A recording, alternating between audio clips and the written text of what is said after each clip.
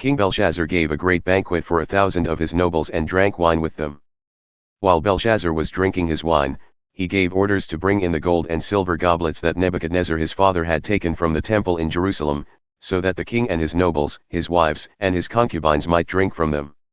So they brought in the gold goblets that had been taken from the temple of God in Jerusalem, and the king and his nobles, his wives, and his concubines drank from them. As they drank the wine, they praised the gods of gold and silver, of bronze, iron, wood, and stone. Suddenly the fingers of a human hand appeared and wrote on the plaster of the wall, near the lampstand in the royal palace. The king watched the hand as it wrote. His face turned pale and he was so frightened that his legs became weak and his knees were knocking. The king summoned the enchanters, astrologers, and diviners. Then he said to these wise men of Babylon, "Whoever reads this writing and tells me what it means will be clothed in purple and have a gold chain placed around his neck, and he will be made the third highest ruler in the kingdom." Then all the king's wise men came in. But they could not read the writing or tell the king what it meant. So King Belshazzar became even more terrified and his face grew more pale. His nobles were baffled. The queen, hearing the voices of the king and his nobles, came into the banquet hall. "May the king live forever," she said. "Don't be alarmed. Don't look so pale. There is a man in your kingdom who has the spirit of the holy gods in him. In the time of your father he was found to have insight and intelligence and wisdom like that of the gods. Your father, King Nebuchadnezzar, appointed him chief of the magicians, enchanters, astrologers, and diviners. He did this because Daniel, whom the king called Belteshazzar, was found to have a keen mind and knowledge and understanding, and also the ability to interpret dreams, explain riddles and solve difficult problems. Call for Daniel, and he will tell you what the writing means." So Daniel was brought before the king, and the king said to him, "Are you Daniel, one of the exiles my father the king brought from Judah? I have heard that the spirit of the gods is in you and that you have insight, intelligence, and outstanding wisdom. The wise men and enchanters were brought before me to read this writing and tell me what it means, but they could not explain it. Now I have heard that you are able to give interpretations and to solve difficult problems. If you can read this writing and tell me what it means, you will be clothed in purple and have a gold chain placed around your neck. And you will be made the third highest ruler in the kingdom." Then Daniel answered the king, "You may keep your gifts for yourself and give your rewards to someone else. Nevertheless, I will read the writing for the king and tell him what it means. Your Majesty, the Most High God gave your father Nebuchadnezzar sovereignty and greatness and glory and splendor. Because of the high position he gave him, all the nations and peoples of every language dreaded and feared him. Those the king wanted to put to death, he put to death, those he wanted to spare, he spared, those he wanted to promote, he promoted, and those he wanted to humble, he humbled. But when his heart became arrogant and hardened with pride, he was deposed from his royal throne and stripped of his glory. He was driven away from people and given the mind of an animal, he lived with the wild donkeys and ate grass like the ox, and his body was drenched with the dew of heaven, until he acknowledged that the Most High God is sovereign over all kingdoms on earth and sets over them anyone he wishes. But you, Belshazzar, his son, have not humbled yourself, though you knew all this. Instead, you have set yourself up against the Lord of heaven. You had the goblets from his temple brought to you, and your nobles, your wives and your concubines drank wine from them. You praised the gods of silver and gold, of bronze, iron, wood, and stone, which cannot see or hear or understand. But you did not honor the God who holds in his hand your life and all your ways. Therefore he sent the hand that wrote the inscription. This is the inscription that was written, Mene, Mene, Tekel, parsin. Here is what these words mean. Mene, God has numbered the days of your reign and brought it to an end. Tekel, you have been weighed on the scales and found wanting. Parsin, your kingdom is divided and given to the Medes and Persians. Then at Belshazzar's command, Daniel was clothed in purple, a gold chain was placed around his neck, and he was proclaimed the third highest ruler in the kingdom. That very night Belshazzar, king of the Babylonians, was slain, and Darius the Mede took over the kingdom, at the age of 62. It pleased Darius to appoint 120 satraps to rule throughout the kingdom, with 3 administrators over them, one of whom was Daniel. The satraps were made accountable to them so that the king might not suffer loss. Now Daniel so distinguished himself among the administrators and the satraps by his exceptional qualities that the king planned to set him over the whole kingdom.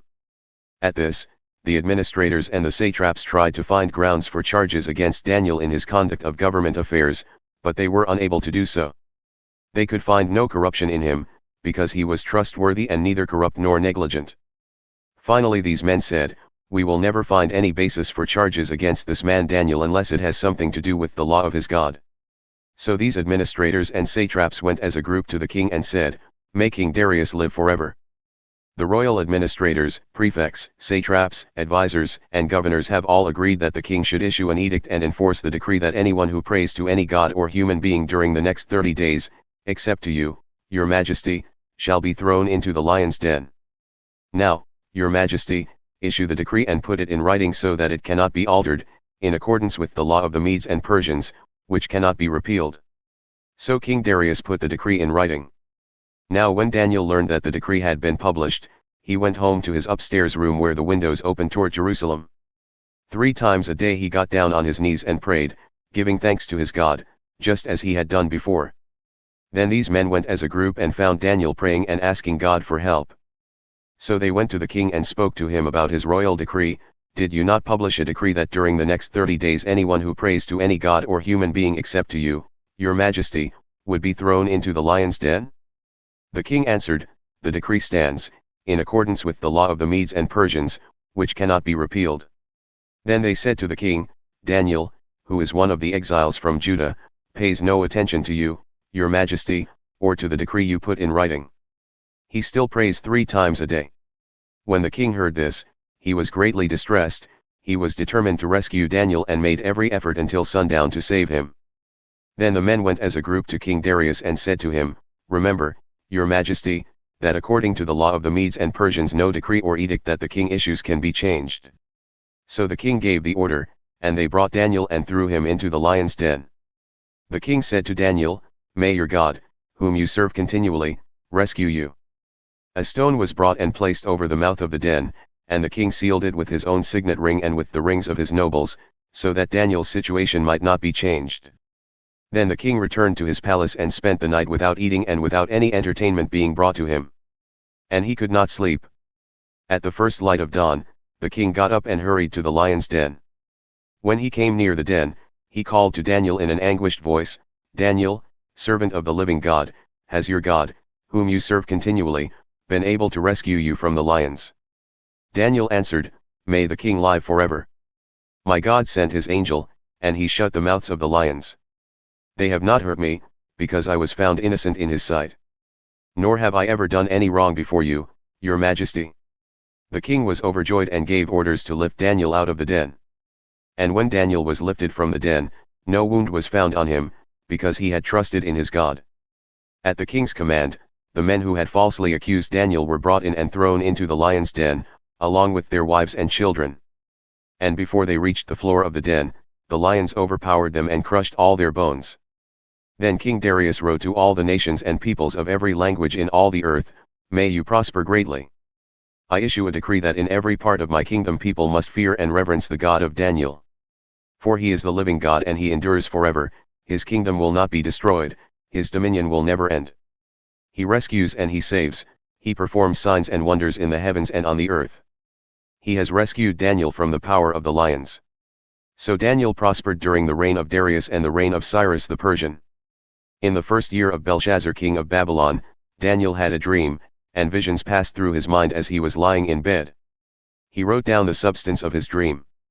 Daniel said, "In my vision at night I looked, and there before me were the 4 winds of heaven churning up the great sea. 4 great beasts, each different from the others, came up out of the sea. The first was like a lion, and it had the wings of an eagle. I watched until its wings were torn off and it was lifted from the ground so that it stood on 2 feet like a human being, and the mind of a human was given to it. And there before me was a second beast, which looked like a bear. It was raised up on one of its sides, and it had 3 ribs in its mouth between its teeth. It was told, 'Get up and eat your fill of flesh.'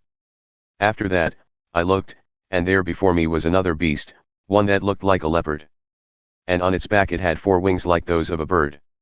This beast had 4 heads, and it was given authority to rule. After that, in my vision at night I looked, and there before me was a 4th beast, terrifying and frightening and very powerful. It had large iron teeth, it crushed and devoured its victims and trampled underfoot whatever was left. It was different from all the former beasts, and it had 10 horns.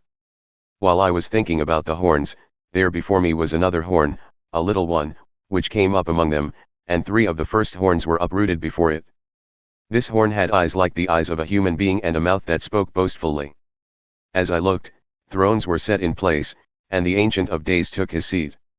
His clothing was as white as snow, the hair of his head was white like wool. His throne was flaming with fire, and its wheels were all ablaze. A river of fire was flowing, coming out from before him. Thousands upon thousands attended him, 10,000 times 10,000 stood before him. The court was seated, and the books were opened. Then I continued to watch because of the boastful words the horn was speaking. I kept looking until the beast was slain and its body destroyed and thrown into the blazing fire. The other beasts had been stripped of their authority, but were allowed to live for a period of time. In my vision at night I looked, and there before me was one like a son of man, coming with the clouds of heaven. He approached the Ancient of Days and was led into his presence. He was given authority, glory, and sovereign power. All nations and peoples of every language worshipped him. His dominion is an everlasting dominion that will not pass away, and his kingdom is one that will never be destroyed. I, Daniel, was troubled in spirit, and the visions that passed through my mind disturbed me. I approached one of those standing there and asked him the meaning of all this. So he told me and gave me the interpretation of these things. The 4 great beasts are 4 kings that will rise from the earth. But the holy people of the Most High will receive the kingdom and will possess it forever, yes, forever and ever. Then I wanted to know the meaning of the 4th beast, which was different from all the others and most terrifying. With its iron teeth and bronze claws, the beast that crushed and devoured its victims and trampled underfoot whatever was left. I also wanted to know about the 10 horns on its head and about the other horn that came up, before which 3 of them fell, the horn that looked more imposing than the others and that had eyes and a mouth that spoke boastfully. As I watched, this horn was waging war against the holy people and defeating them, until the Ancient of Days came and pronounced judgment in favor of the holy people of the Most High, and the time came when they possessed the kingdom. He gave me this explanation: the 4th beast is a 4th kingdom that will appear on earth. It will be different from all the other kingdoms and will devour the whole earth, trampling it down and crushing it. The 10 horns are 10 kings who will come from this kingdom. After them another king will arise, different from the earlier ones. He will subdue 3 kings. He will speak against the Most High and oppress his holy people and try to change the set times and the laws. The holy people will be delivered into his hands for a time, times and half a time. But the court will sit, and his power will be taken away and completely destroyed forever. Then the sovereignty, power, and greatness of all the kingdoms under heaven will be handed over to the holy people of the Most High. His kingdom will be an everlasting kingdom, and all rulers will worship and obey him. This is the end of the matter. I, Daniel, was deeply troubled by my thoughts, and my face turned pale, but I kept the matter to myself.